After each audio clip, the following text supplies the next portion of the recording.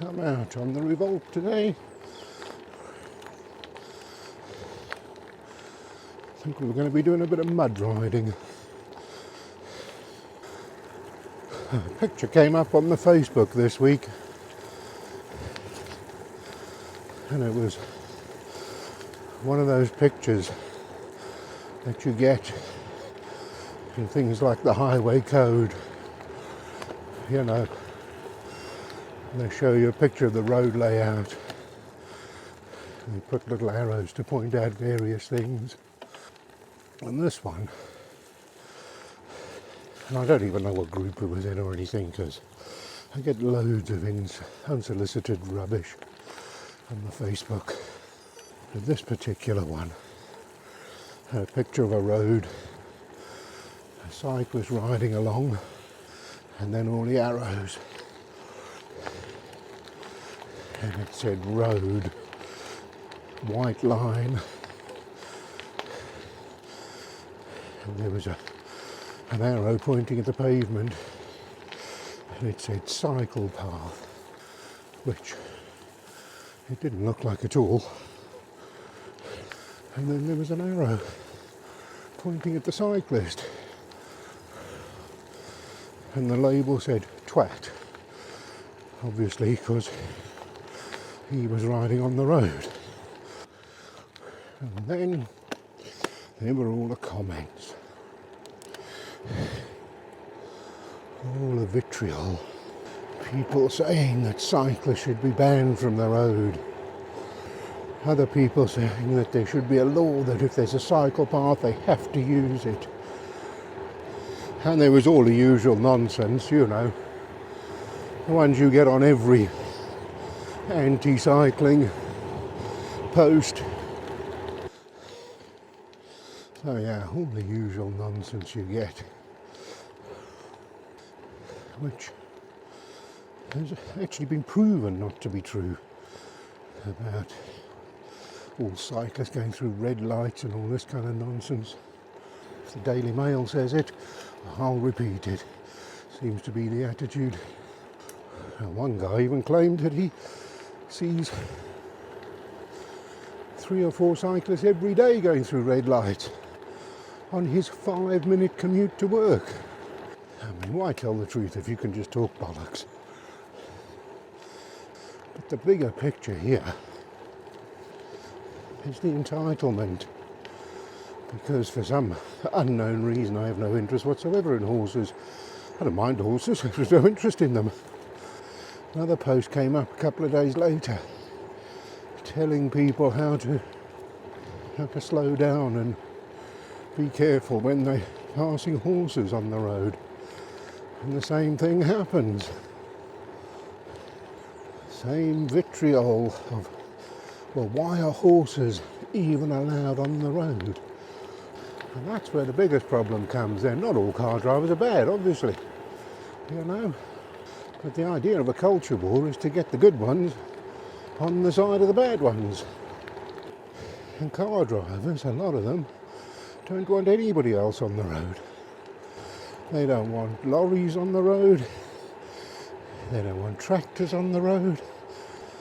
And that's the problem. The question I'm asking is, why don't we just ban the cars?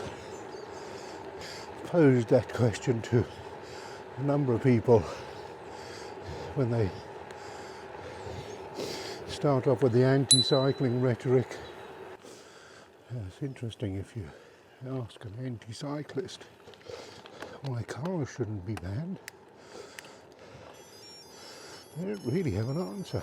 And I mean, obviously, we can't ban cars, that would be ridiculous. And when you say that to be controversial, but it's always amusing. As I said, when you ask an anti-cyclist, well, the roads are there for trucks that need to bring the goods, tractors that need to provide food. Horses and cyclists were there before cars. So really, if anything, it's a car that should be banned. And another good one is when they do this thing of, well, they've provided cycle paths, all cyclists should have to use them. The answer to that is, well, motorways have been provided for cars. We should have to use them. Stay off the A roads and the B roads. I've talked about it before. We live in the age of the self, and people do think that, yeah, but I drive a car, therefore all privileges should be afforded to car drivers. And that's the attitude that I think needs to change. As I said, we can't ban cars from the road. It's ridiculous. There's people in rural areas and there's people who work odd hours. So they need their cars. But it's just an interesting point to make people think. Because really, as I said, this is where the bulk of the problem comes from. It's not the fact that the cars are there. It's the fact that they feel entitled to be there. And they believe the roads are exclusively for them. Now, with all of that said, you might be surprised to learn that I love cars. The car drivers really do need to wake up. Oh yeah, whenever there's a move to encourage public transport and cycling, this kind of thing, the motorists, or the vast majority of them, fight against it. Transport for Wales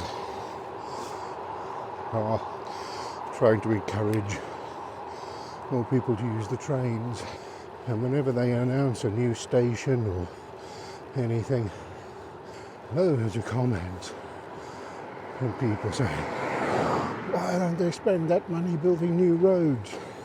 And the fact is, if you love cars, you should be supporting all of these moves. There's the reason there are so many restrictions on car drivers. Things like low emission zones, congestion charging, lowering of urban speed limits. All of these are because there are too many cars on the road. If you love cars, you should be supporting any move to take cars off the road. And that means anyone who is truly a petrolhead and enjoys motoring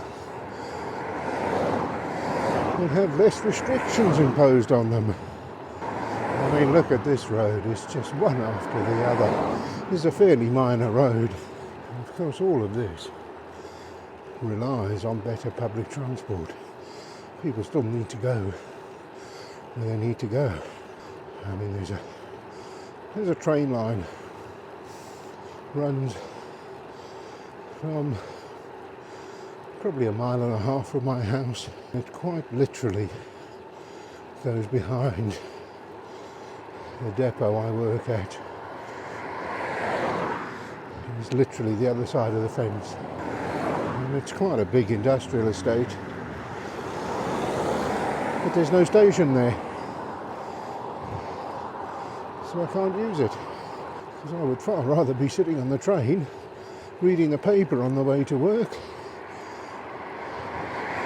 than sitting in traffic. And this is the problem. I said I love cars. I saw a car come past me the other day, a Nissan GTR, and I loved them when they came out. I wouldn't want one now, because what are you going to do with it? You're literally going to be sitting in traffic all day, every day, wherever you go. But these days, I still love cars, but I just want luxury. Comfort and luxury.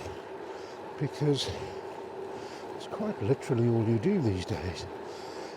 In a car, you sit in traffic. And the car has quite literally taken over the world. Wherever you go, huge swathes of land have been dug up for car parking, for motorways. There's cars everywhere. And look at a picture from the 60s of a street scene. And then look at one of the same street from now. The front gardens have all been dug up for car parking. There's cars on the pavement, there's cars on the road, there's cars on the grass. When we lived in Medway, my wife wouldn't go out unless she could be home before 3 o'clock.